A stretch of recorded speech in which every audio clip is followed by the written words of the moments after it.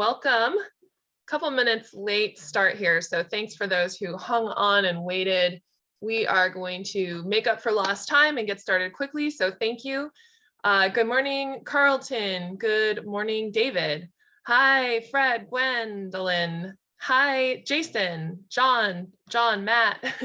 Good morning, good afternoon. Thank you so much for joining. You're in the right place. This is the Technology Source Virtual Roundtable, where we bring you fresh content from thought leaders and industry experts across the technology landscape. Hi, Matt in Seattle. Hope you're doing great. Good morning. I'm guessing you're having a cold snap like we are in Northern California. It is actually snowing. I'm watching the snow falling right now. It's beautiful. We are going to get started, give everybody about 30 seconds more to get into the room since we started a couple seconds late here. And thank you so much for being here. We commend you for taking this time out of your busy day to learn more about the technology landscape and what's happening right now. So we'll give everybody just a few more seconds. Wade is working on getting, Wade, can you see me? I can't see you yet. Yep, I'm good. Okay, great. And I don't think we can see you yet. Okay, perfect. All right, we'll give Wade a few seconds. And while he's getting his camera on, there he is. I'm Sonia Moline, the CIO at Technology Source, and we are coming at you live today to discuss pen testing as a service. As we know, the threat landscape is growing. It is crazy out there. It is quite frankly terrifying if you're any organization that has data that is concerned about keeping it safe. And it just gets more intense every day. And so at Technology Source, we understand that. We understand the threat landscape, and we work to help our customers with cybersecurity from all different layers, whether it's shoring up the network, application layer, as well as penetration testing. And so that's why we're really excited to talk with Wade today. Last time we talked with Passpoint and Wade and his team, we talked more about the blast radius from ransomware and how we can work to do an impact analysis so that we understand that blast radius, so that when we are ever to be hit by ransomware, we are aware of what assets would be impacted, and then we can work to shore up those assets before said attack is able to get access to those assets. So that was a really well-received event that we had with you, Wade. A lot of great feedback, a lot of new customers signed up, which was great. That's how we know we're bringing the right solutions. And today we're going to discuss something similar but a little different, and it's this as a service model for penetration testing. We're going to learn a little bit why this might be a better fit for an organization who's looking to protect their data. And I'm going to just introduce you for those who are kind of returning here. Wade is recognized as a thought leader in cybersecurity and business continuity space with over 20 years of experience in helping corporations build and bring to market strategic solutions. He's got experience with many technology organizations in roles as CSO, VP of Sales and Strategic Consulting and Product Management. He coined the phrase PTAS, which is Penetration Testing as a Service, and continues to spearhead the vision and process and the technology and services around the PTAS product for Passpoint security. So today, Wade, we're excited to have you and to learn more about this product and how it might be a good fit for some of our customers. Great. Well, I'm really excited to be here, Sonia, and appreciate everybody's time in joining us here today. And sorry about the late start. We had was actually on a call with another training with our team. I know it's like back to back. We want a little bit more time than Wade has of his time. So, hey, but because you're in high demand, we will jump right in. And why don't you tell us, Wade, first, where are you calling in from today? I think I recognize the white background, but is that your house, or are you in the corporate office? I'm out of Santa Rosa Beach, Florida. Okay. It is not snowing here. it's actually sunny and 75, so we're having. I know a I have little on like warm a spell. Hawaiian shirt under my like wool jacket. So Yeah, I'm like dreaming of this weather that you're yeah, discussing here. So yeah. So yeah, it's fantastic.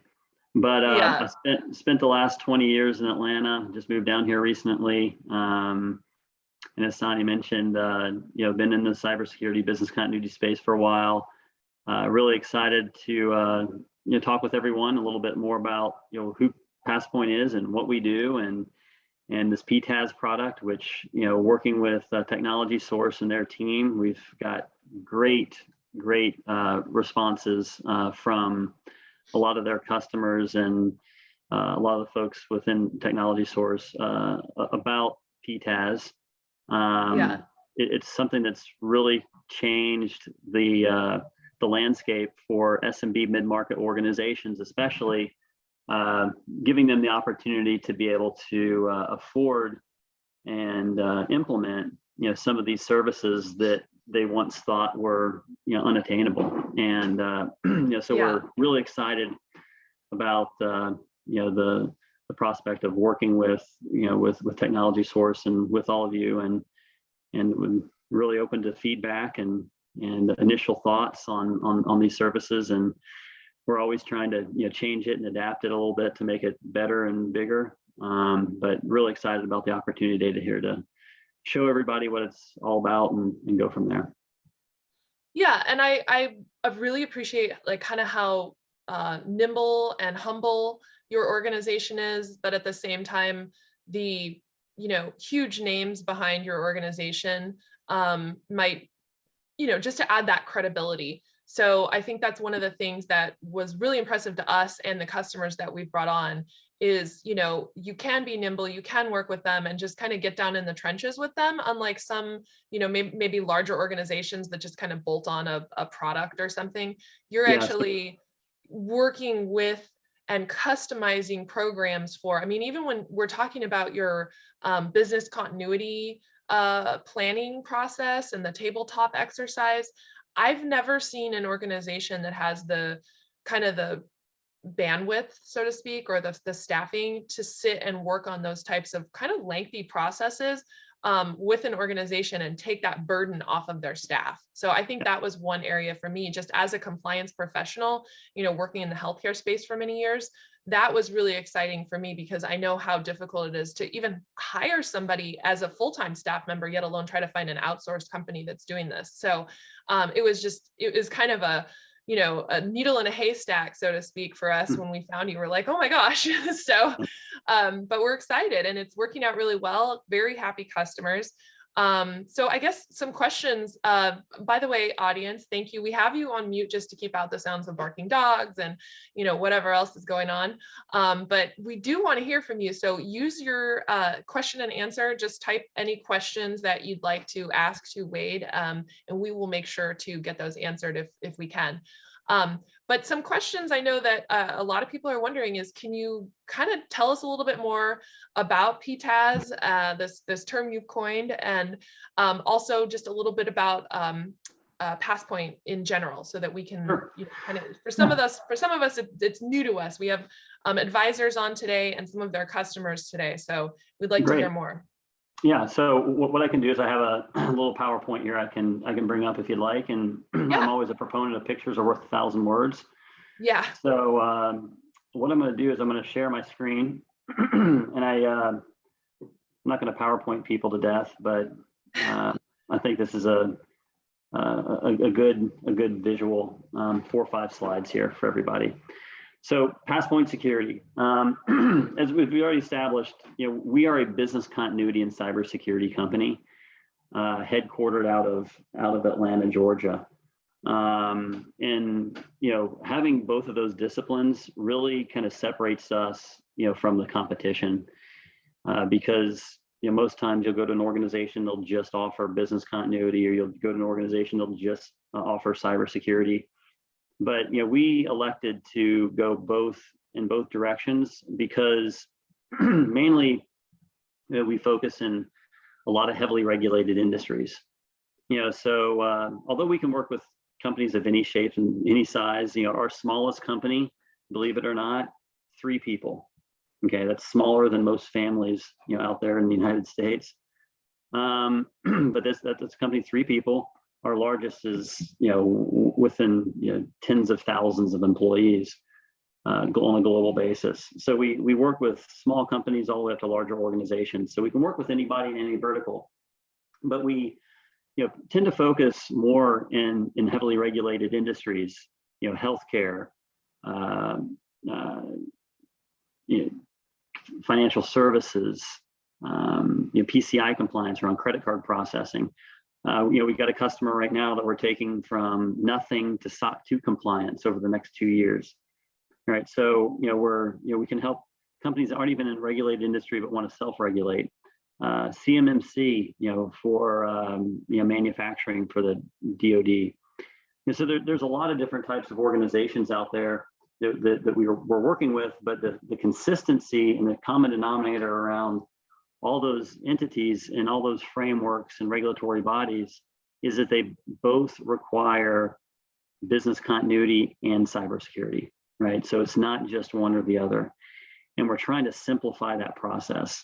What we found in a lot of these companies that we're doing business with is that they have headcount issues, right? So they've got 1, 2, maybe 3 people on their IT staff, okay? And they are managing their network and they're patching and they're doing all these sort of things. And top of, they've got regulatory, compliance guidelines that they need to hit on certain cadences. And they've got above and beyond that, they've got their, vendor management, and just all these things that are just piled on top of each other. And they're trying to get that done in 9 to 5. It just doesn't happen. Right. And so, we work with a lot of these organizations that are, again, all shapes and sizes, but we like to focus on those SMB mid-market organizations in regulatory, highly regulated industries, because we know that those companies they have to get this stuff done and they just don't have the people to make it happen. So we're there to assist them. We see ourselves as an extension of their team, and we really partner with those companies well to make sure that they can meet and exceed regulatory compliance guidelines, and they can focus on what they do best. Some of our customers here, you're going to see all shapes and sizes, right? So Harman International, multinational Fortune 500 company owned by Samsung, right? Huge company. Dish Network, you guys probably seen that logo, all over the place. We're doing work with them. We're in nonprofit, right? People love our pricing. That's one of our big differentiators, right? So Ronald McDonald House. Energy companies, we're doing aerospace work, credit unions, asset management firms, banks, hospitals, you name it, we're dabbling in all these different verticals. But it just shows that, business continuity and cybersecurity is a need for every organization. There is not a company or a vertical out there that is immune to a business disruption or cyber breach. It can happen to anybody at any time. So that really does open the door for us to work with a lot of different types of organizations, which is exciting. They all have different types of needs and wants, and we're able to customize a solution that fits their needs, their wants, and their budget. And we'll talk a little bit about that later with PTAS. Some key differentiators. The first thing is all-in-one vendor consolidation. Okay. As I mentioned, we're working with organizations that have, a headcount issue, right? So they've got capacity problems. They don't have so many hours in the day to work with, compliance and then patch and then change people's passwords and, work on computers and, all the stuff that these people are doing to keep the business running. They need help. Right. And so what we want to do is help consolidate and simplify the process for these organizations to be able to procure these services. Because in regulated industries, this is something that they have to do, and they have to do it every year. So if we can simplify the process, make it easier for them to purchase, give them benefits from bundled discounting and things like that from, working with a single vendor, we can pass a lot of cost savings on to our customers. Also, vendor consolidation is critical from a methodology perspective. That's one of the key things we talk about here a lot. is a lot of companies out there, they have to get this stuff done. They know they have to get this stuff done, and they'll go out to 6 or 10 different vendors and try to patchwork quilt their way to a Passpoint solution. And that's great in theory, right? But the problem with that is that a lot of these organizations were never established, to work together, from the get-go. I can assure you that the founders of these organizations didn't get together 15 years ago and say, hey, look, sometime in the future, there's going to be individuals that are going to buy all of our services and try to, duct tape and baling wire those things together to formulate a solution. And so the one thing about vendor consolidation and what's great with Passpoint is everything that we've built from the ground up has always been, focused in the same direction, right? So we don't have different people pulling in different directions. We got a consistent methodology from the consulting side to the cyber side, and it all works in tandem, which is why we're able to help organizations get from nothing to SOC 2 compliant, help them fill gaps. We have tons of flexibility, which is great. Number two is our people. We focus a lot on senior level folks, okay? Just because historically speaking, they deliver a better value proposition to the customer. They've been there, they've seen a lot before. All of our testers are CISSPs, and they've all got over 15 years, experience in the industry, right? Mike Pearson, who's the head of our cybersecurity team, he was actually the founding CTO of one of our top competitors, SecureWorks. So he started SecureWorks, wrote that original code, sold that to Dell. Okay, and then Dell spun that out. SecureWorks is its own publicly traded company now. So Mike started that business. And then Yvette Johnson, who runs our consulting practice, she's ex-PricewaterhouseCoopers, PwC. Actually, all of our consultants are ex-PwC, right? So we have a Big Four type deliverable. PwC is actually a customer of ours as well. So they outsource some business continuity work to us. And we deliver on behalf of PwC to their customer. So it just gives you an idea of the quality of the deliverable that you receive in coming to Passpoint, right? So it's we've got senior level folks, been there, done that before, have seen a lot of stuff, tons of experience, and it's just they're just top tier folks. And I'll put our people and our deliverables up against anybody in the country. Typically, from a cost perspective, we're beating the competition between 30 and 50%. Right. So, if you go to SecureWorks and you ask them, hey, what does a pen test cost? I bet you we're going to beat that cost by 30 to 50%. Okay. And a lot of our competitors don't even offer, a PTAS-like solution. Right. So, it's always a CapEx expenditure. There's no, monthly reoccurring or OpEx options out there. So that's something that's unique too as well as we move into our unique services offerings. Number one being PTAS. Right. So penetration testing as a service, we're going to go over that a little bit more in detail here in a few seconds, but PTAS is, really opens the door for a lot of SMB mid-market organizations to mimic and mirror what we have found a lot of their larger enterprise counterparts in these regulated industries doing. They just never thought that they were able to afford and could actually get these things done just based on, the cost, number one, and two, finding the vendors to pull these things all together. It's very difficult. So coming to Passpoint, they're able to simplify that process through vendor consolidation, through cost savings. It now makes it achievable. RIA, a new proprietary software application we have created. Mike Pearson wrote this code as well. And ransomware impact analysis is, I've got a friend of mine over there at Technology Source who came up with this, and he, I love it. It's basically tomorrow's news today.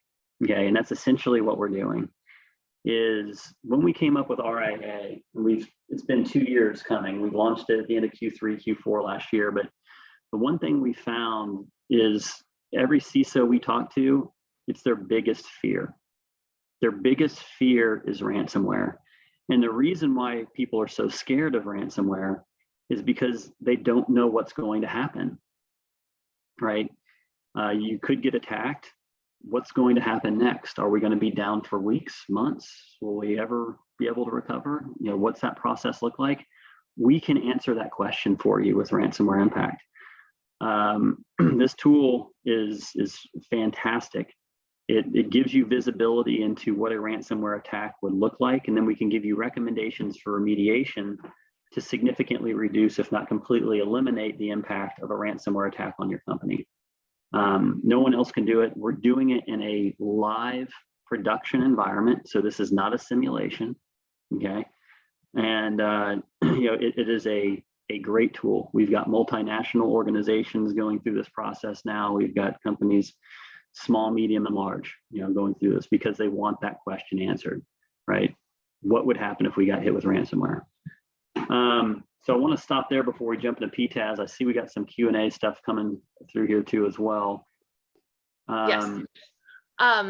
Great. So we had a quick question on GDPR for regulated industries. Would GDPR be something that you would consider Passpoint a partner on? Yeah, so GDPR, there's, that's just like a lot of, frameworks out there.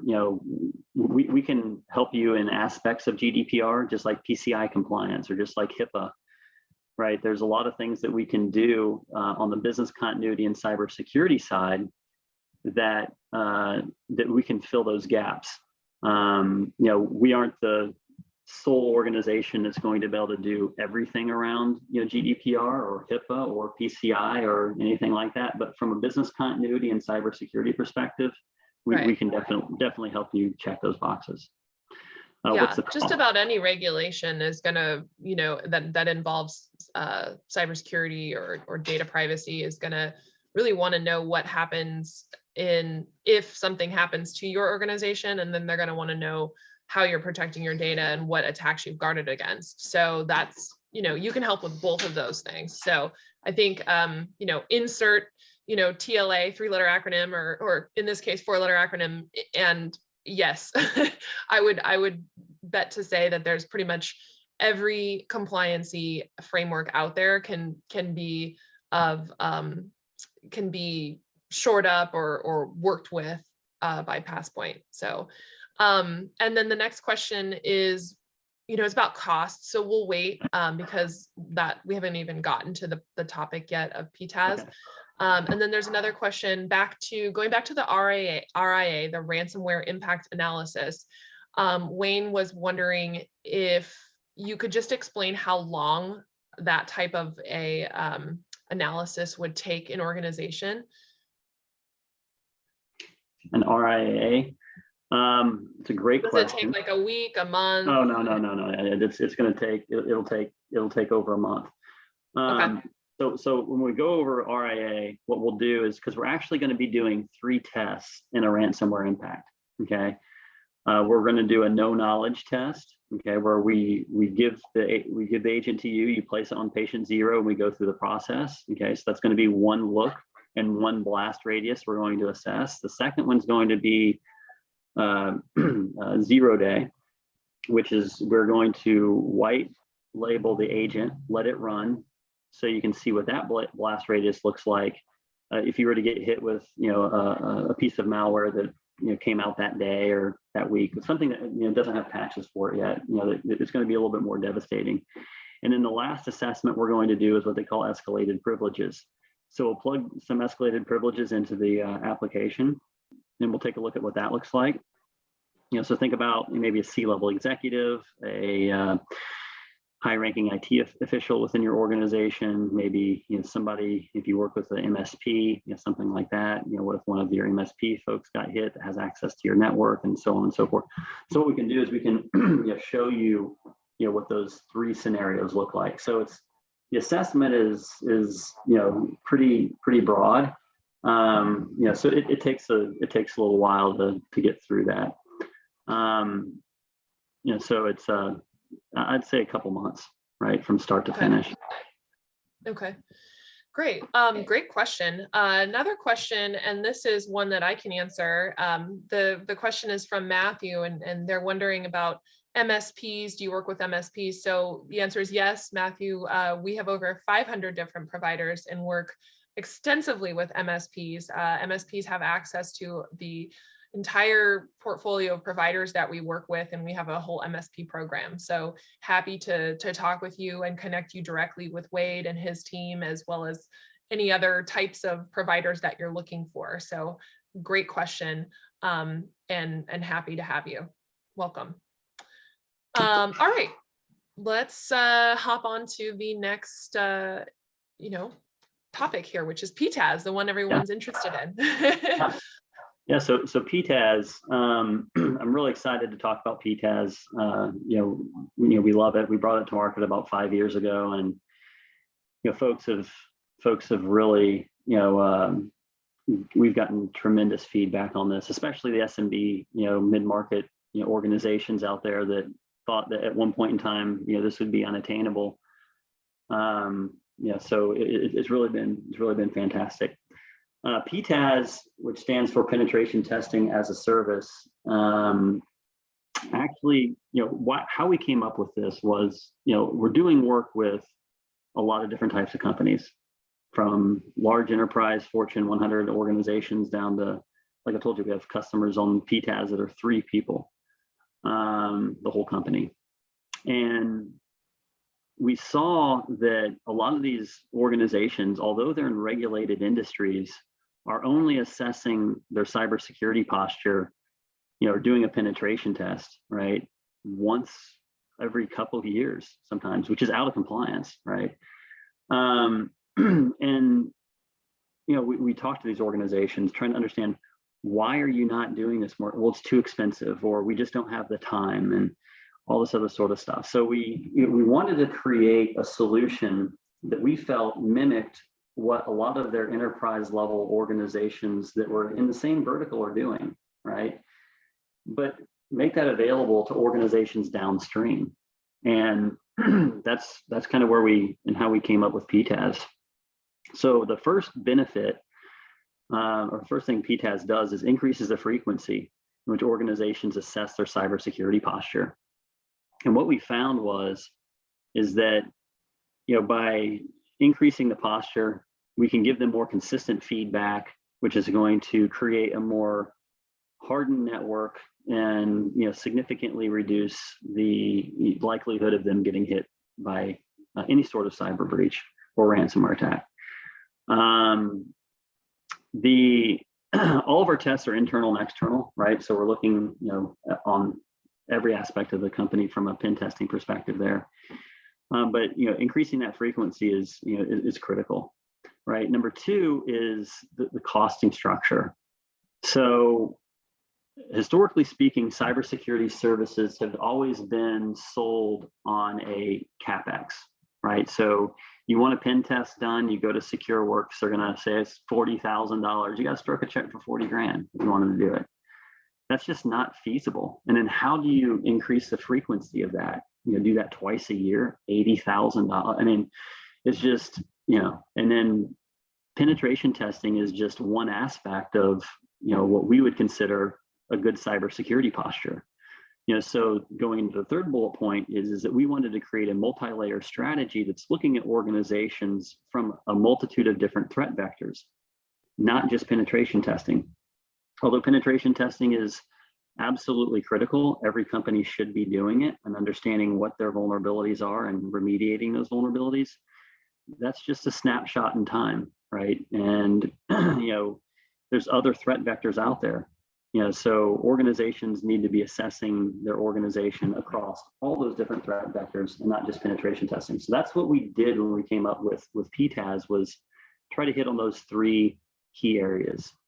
So the benefits, to kind of sum this up here, organizations get to pay monthly, right? This is an OpEx, not a CapEx. Majority of the organization, I don't even know a company in the world that runs in a CapEx, right? No one pays their employees January 1st for the year. No one pays their rent January 1st for the year. Every company out there runs in an OpEx world, right? So we wanted to fit into the way organizations ran to allow them the benefit of being able to manage their cash flow better and being able to budget for these services, for years and years to come. Number 2, bundle discounts, right? So the more you buy, again, we can consolidate all these services into a single solution. We're going to offer those discounts and be able to pass those benefits to our customers, right? Which is, in some cases, I spoke to an organization earlier this morning, right before my other training with TechSource. I had another call with a company, and we took them through PTAS. And the guy at the end, he's the CISO of the organization. He said, we actually pay more for one pen test than we do for this entire solution, right? So we're driving so much more value, so much more feedback to these customers. It's such a great offering for them. The flexibility, right? Every customer we talk with is different. Every customer has a different need. Maybe some need more business continuity, some need more cybersecurity work, some need both. The flexibility in services selection is critical because we can customize a solution to fit every organization and their budget. Okay, so if you can't, buy as much as you'd think, we can crawl, walk, run this thing, right? So we can start out light, we can get you continuous feedback, and we can, add services, year 2, year 3, year 4, year 5, whatever you guys want to do. Majority of our customers are doing this to meet regulatory compliance guidelines. And a big benefit is being able to gain the consistent feedback from industry thought leaders. Mike Pearson and his team, Yvette and her team. I mean, these folks have been there, done that. They've got, they're working on all different types of networks all the time, right? So you can learn from them and what they're seeing out there in the industry. So and I just wanted to point out from a regulatory standpoint, one of the things with my compliance hat on that I really love about the product and the solution where you're doing this over time is that you create a roadmap.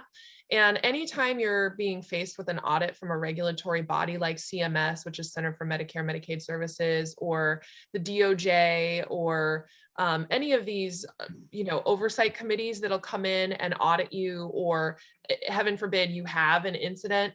If you didn't have, let's just say, Passpoint active yet, but it was on your roadmap, because, maybe you don't have the budget yet, but let's say in 6 months, it was, the roadmap was to get there. Your regulators that are coming in to audit you are going to give you a lot more of a free pass when it comes to, the fines and fees and the regulatory fines that come along with these types of violations. Because if they see that you had it on your roadmap, you were engaged with Passpoint, it's, they're gonna look at that a lot more generously and look more kindly upon an organization that was already in the process versus one that's like, oh no, we're not working on it, we don't have any penetration testing in place, and we very much know that there's threats out there, but we're not even guarding against them, and we don't have any way to know that they're even happening. So I think just, from a compliance standpoint, when you mentioned that, it was kind of a trigger for me and some of the customers that we've brought in to really kind of get the wheels turning from the compliance standpoint. Yep. It's a big driver, right? I mean, compliance is, it's kind of a cost of doing business. And so if we can help organizations, meet and exceed those compliance guidelines and save them money doing it, it works. It's a no-brainer for everyone. So how PTAS works here is we give you a menu of services. We're going to go over those here in a few seconds, but you can pick and choose whatever you want. And then we bundle those together in what we call a custom services sequence. So when will these services be delivered, by who, all that sort of stuff's all laid out. So you know exactly what's going to happen and when, and so do we. Right, so we can allocate resources accordingly, and then you pay us a monthly reoccurring fee, and we start delivering these services at these agreed upon times. So some of the cybersecurity services that we offer, penetration testing, we're doing that, on a global basis every day. Okay, vulnerability scans, phishing, ransomware impact. It's that new technology we were talking about, and we can go over again today too as well if you guys are interested. 24/7, 365 dark web monitoring. Folks don't talk about this much. We feel that dark web monitoring is the second biggest threat to organizations behind phishing, especially SMB mid-market, right? Phishing is happening every single day, whether you know it or not, okay? Dark web monitoring is also, it's not as much in your face. You don't see it. You don't see the emails actually coming through. Okay, dark web monitoring is huge. It's how Colonial Pipeline got hit. Colonial Pipeline got hit because there was a compromised set of VPN credentials on the dark web they didn't know about. Somebody probably bought them for less than $2, and they got hit with a $5.5 million ransom. Okay, that could have been completely shut down if they were monitoring the dark web. So what we do for our customers is we send a monthly report that shows you all of the information that we find on your organization on the dark web. So usernames, passwords, PII, so personal identifiable information, first name, last name, email address, phone numbers, home address. I mean, you'd be amazed at the information we find out here on the dark web. But we can then give that to organizations so that they can remediate that and completely eliminate that threat. So, going back to that multi-layer strategy, right? It's pen testing is great, but there's other things that you need to also incorporate into a true solution to help, protect your organization from getting hit. Threat hunting, cyber incident response plans. We have a whole consulting arm that can help you out there. Policy procedure creation. On the business continuity side, we can literally write a business continuity plan from scratch. So we can do the business impact analysis, BCP. Again, we write these on behalf of PricewaterhouseCoopers, right? So it's a great deliverable. Tabletop exercises.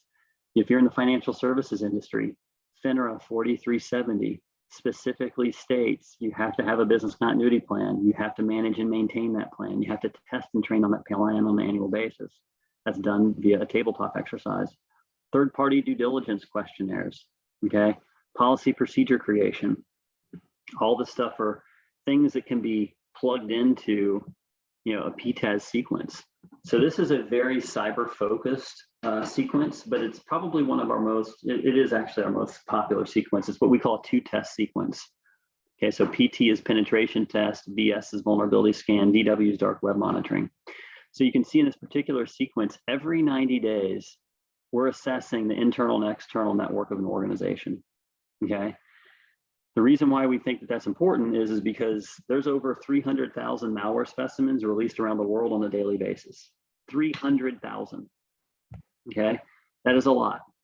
All right. There are breaches that are occurring around the world every day you may or may not know about that may or may not affect your organization. Okay. That's why we do dark web monitoring, and we're sending you reports all the time. It needs to be constantly monitored. So because the cybersecurity landscape is literally shifting and changing right before our eyes, almost in real time, we want to make sure that organizations are getting consistent feedback, right? And so doing the penetration testing, remediating here, and then we can do a vulnerability scan. We can check remediation and check for the threats of that day. Then we go into another deep dive here with the penetration test, and it just goes on in perpetuity, right? And organizations are receiving that feedback, and then they're consistently and constantly bettering their organization, right, over time. We can drop in some phishing here too as well, which is great. Organizations from a compliance perspective need to test and train their employees on cybersecurity. That's one way to do it, is through a phishing exercise. We talked a little bit about dark web monitoring there and the criticality of dark web monitoring and the consistency needed from dark web monitoring. Just to kind of give you guys an idea, just in the last couple months, I'd say at least in the last 4 or 5 months since Q4, there have been over 10 customers that we have done penetration testing for. Part of our penetration testing process, obviously, we go to the dark web and we do just intelligence work out there on the internet, trying to find information about your company, and we go to the dark web and look for information. But just in the last few months, we have had over 10 customers where we found information on the dark web, so compromised credentials that would have given us access. We gained access to their network, would have given a bad actor access to the network. And some of those actually resulted in domain admin access. So we actually controlled the entire organization, their entire domain. Okay, we could turn on and off users, do whatever we wanted to, right? So they had no idea. they'd have fallen victim to the exact same thing is Colonial Pipeline. So this is an example of the PTAS sequence here. Looks like we got a few Q&A questions up here. Yeah, all right. So one question from John. He is curious to know if there's a general, requirement in place for banks or other regulated entities that require them to do penetration testing. And just from a compliance standpoint, I will chime in on this one. Yes and no. The way compliance rules are written is they keep them very vague and general. So that way, if you do have a breach, they can fine you and immensely. So if you choose to not use the tools that are available to protect your data in a regulated field, you're basically playing with fire. So yes, there is sort of a regulation. There's some that are more regulated in some government entities that spell out the exact requirements. But in general, usually they're very vague because they like to have lots of leeway, they being the regulators, when it comes to assessing fines. And so that's why a lot of regulated entities choose to use every tool they can as it makes sense, as the best practices are, to ensure that they are doing things like pen testing to ensure that they're protecting their data. So that's just one way to look at it. Now, if you wanted me to point to the specific, rules and regulations in the DOJ and the federal sentencing guidelines and the HIPAA Act, there isn't necessarily one that says you have to pen test, right? But I can point to various breaches that have happened where organizations were fined, exhaustive amounts because they didn't pen test. So it is one of those you should do it kind of things that every organization who has data privacy concerns should know what happens in the event of a breach for their organization. And what Wade is showing here is doing these types of things over time, because your organization's snapshot is only as good as that day. But in 6 months, if you're not continuously doing these types of these tests and dark web monitoring and phishing attacks and these types of things, how are you going to know that just because you're good today, you're good 3 months from now? So yeah, but great question from John. And then Wade, did you have anything to add to that? Yeah, I was going to say, so, and Sonia is right. She's 100% right. Some of these regulatory bodies here, they don't specifically spell out you have to do X, Y, and Z. What they will tell you is that you have to test your organizational controls. Okay. So the question is how do you test the organizational controls?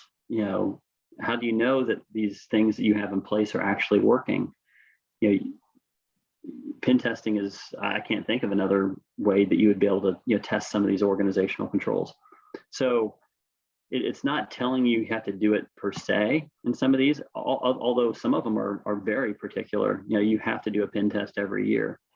So there is, like for example, SEC, Security and Exchange Commission, they strongly recommend you do a pen test every year, right? If you don't do that and you get hit, you're going to get popped. HIPAA, is one where they're going to say that you need to test organizational controls, within your network. How do you do that? You have to do pen testing, right? So, so there's, they don't spell it out, and some of it is like FINRA 4370 does with with business continuity, which is you cannot read it any other way besides, yes, you have to have a business continuity plan, and yes, you must manage and maintain and test and train on that plan annually. There's no other way to read it. It is black and white. You cannot, there's no room for interpretation. But so that's what I'd add is that, these are all best practices. Organizations, should be doing this if they aren't already doing it. And in regulated industries, it's even more, more of a necessity. Yeah. Great. Here's a question from Takuya. He's wondering about the ROI of penetration testing. So, do you have any comment on that, Sure. Wade? Yeah, so ROI, I'm assuming you're talking about return on investment.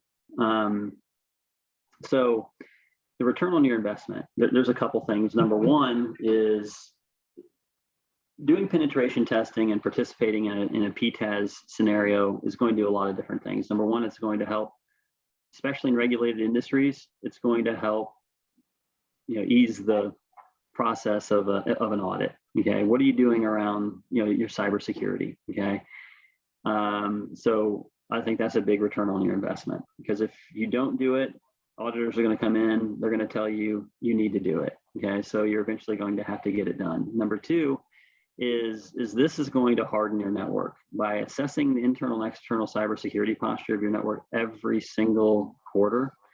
You're going to significantly reduce the potential risk of you getting breached. Okay. Now, I don't know what the average cost today in 2022 is of a ransomware attack, but here's what I can tell you. In 2017, the average ransom was $5,000. Okay. That was in 2017. In 2020, the average ransom request was $200,000. Okay. Now let's fast forward to 2022. I can assure you that cost did not go down. All right. If anything, it has probably doubled again. Right. I don't know what 2022 numbers are.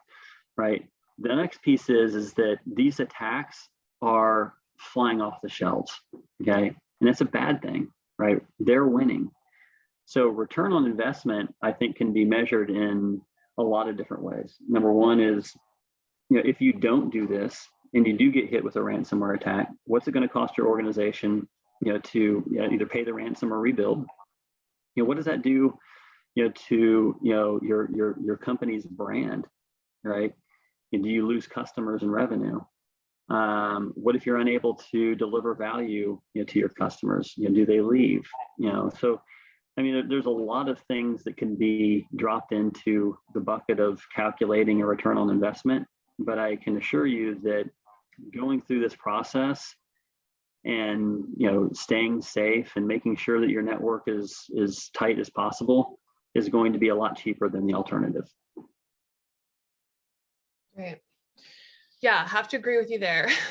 Having seen organizations get hit and just seeing the immense fees and prolonged negative media exposure that comes with said breaches. If you're in healthcare, you have all the first-class breach notification letters. Those cost, whatever a first-class postage is.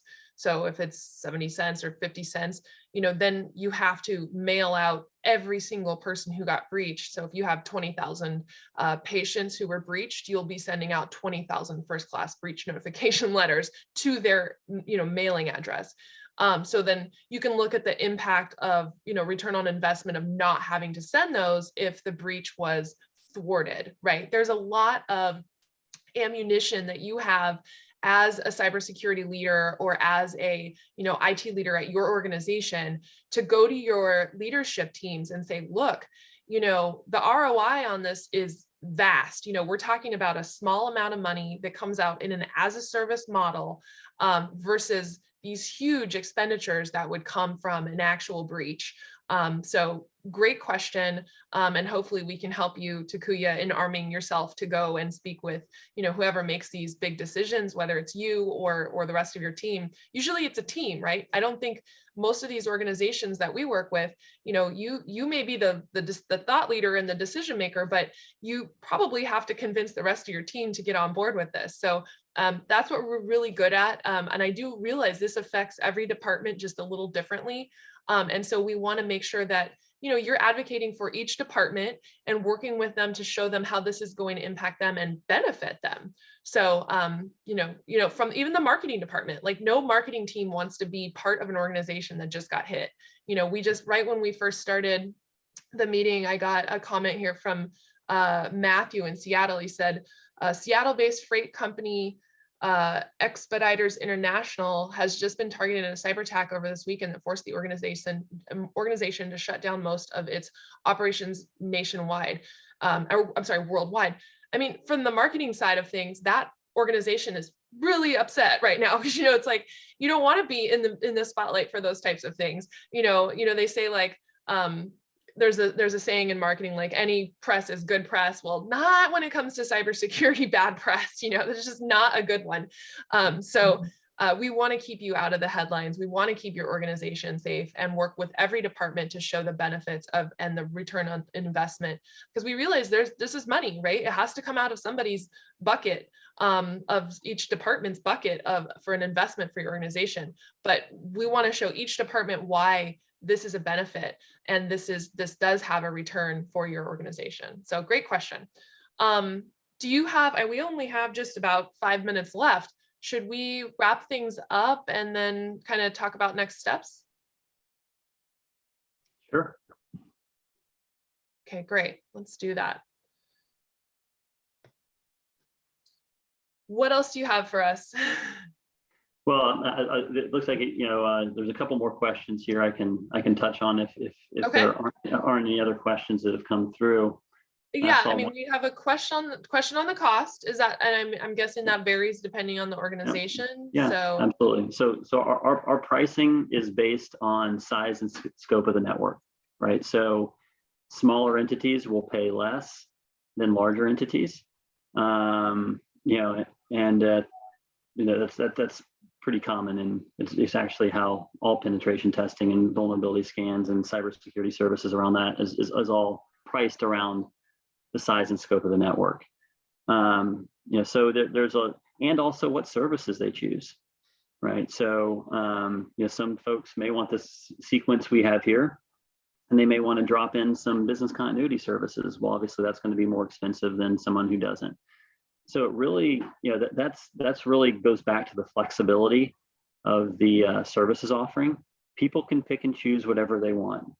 Okay, if they don't have, and we understand that money doesn't grow on trees, for a lot of these, smaller entities. So if they don't have, a ton to spend, then there's going to be some opportunities here for these organizations to get into a cadence that may not be this, this aggressive, but it's going to be significantly more than what they're doing. And we can get services less than $1,000 a month, right, for organizations out there that and really look at their network internally and externally. We can look at it from different angles, dark web. There's some things in here that are very, very affordable for companies. And obviously that can go, a lot farther north based on, what they choose. So yeah, and you touched on business. You touched on business continuity writing. I know we just have a few minutes left. So can you, Wayne was curious a little bit more detail on the business continuity services and the plan writing that you offer. I personally think it's one of the coolest services just because it's a plan that's so actionable. It's not just this template that you fill in and you find and replace your name in. It's an actual actionable business continuity plan that is tested and has some really simple to use I'll let you describe it. I'm just excited about it because I think I'm one of the few people that gets really excited about business continuity and compliance. So business continuity is, obviously it's a big bucket, right? But when you really boil it down to some of the key basics, there's 3 areas of writing a business continuity plan. Number 1 is a BIA, which is a business impact analysis, which is understanding what are all the processes within the organization, really developing an RTO, or recovery time objective, and then establishing what processes, procedures, applications, when do they need to be recovered and in what order, right? So the BIA is a big piece, and that's the foundation. The business continuity plan is actually then creating the business continuity team, their roles and responsibilities, really writing into the plan, recovering all those different things that were established in the BIA. And then the last piece is the tabletop exercise. So how do folks understand what their roles and responsibilities are in the plan? How do you build a level of familiarity and what we call muscle memory, on the plan? And we can do that tabletop exercise, too, as well. Also in business continuity, a lot of folks, will kind of get that mixed in with disaster recovery, which are actually two different plans. We can write them both. So we can write a business continuity plan and a disaster recovery plan. All the policies and procedures around business continuity that you may need, we can assist you with those. Other business continuity services, I'm trying to think. One thing around business continuity, I'll just kind of leave with this too as well, is how our plan's written. It's very, very unique. We don't write threat-based plans here at Passpoint. So most organizations out there will write a plan and it will be based on, fire, wind, flood, hurricane, pandemic, whatever, right? All these different threats, okay? What we do here at Passpoint is we actually do a results-based plan. So we focus in 4 areas: loss of people, loss of building, loss of IT, and loss of a critical third-party vendor. And there's no threat out there that doesn't result in one or a combination of those 4 results. So when we write our plan, okay, it's a very unique process. Okay, most organizations are going to want to sell you on writing a threat-based plan because they're writing plans for you forever because there's infinite number of threats that face your organization. But the way we do it really simplifies the process. It significantly reduces the size and the scope of the plan. Keep in mind, we're working with SMB mid-market organizations that have capacity issues. If they have to manage and maintain a business continuity plan every year, are they going to really be able to manage and maintain a 600-page plan? No, they're not. They can't even do a pen test, right? So what we want to do is we want to create an environment that makes them successful. And we do that by simply simplifying the process and reducing the complexity of that plan, and by focusing on those 4 areas. You said pricing depends on size of company and many choices that can be. Are you talking about the price of a business continuity plan?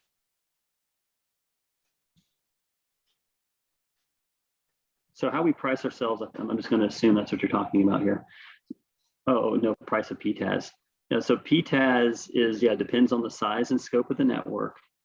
And an example of the pricing model. So as I mentioned, you could get a decent program put together for $1,000 a month. And that's a very small company. Okay, that'd be less than 100 internal IPs. That would be less, so less than 100 internal IPs. It's not going to have the quarter frequency, so the frequency would be cut down. But there is the potential opportunity there for some smaller organizations on the lower end in being in that ballpark. Our average PTAS is somewhere around between 20 and 35,000 is kind of the average cost per year. And so I know we have more questions, but we are running on to the hour. So I just want to thank you, Wade, and your team at Passpoint for putting this event together with us. We have, like I said, more questions coming in, and I think that's great. We'll take this offline and get you connected to the advisors and to the customers who are here today who want to know more. And we will be back next or 2 weeks from now with another provider to hear more from their leadership team. So we're grateful to have you today, Wade. And I know there's going to be a lot of continuing conversation after today's event. So thank you so much. Okay. See you guys in about 2 more weeks, and we'll be right back here. So thanks for coming. Thank you so much. Have a great day.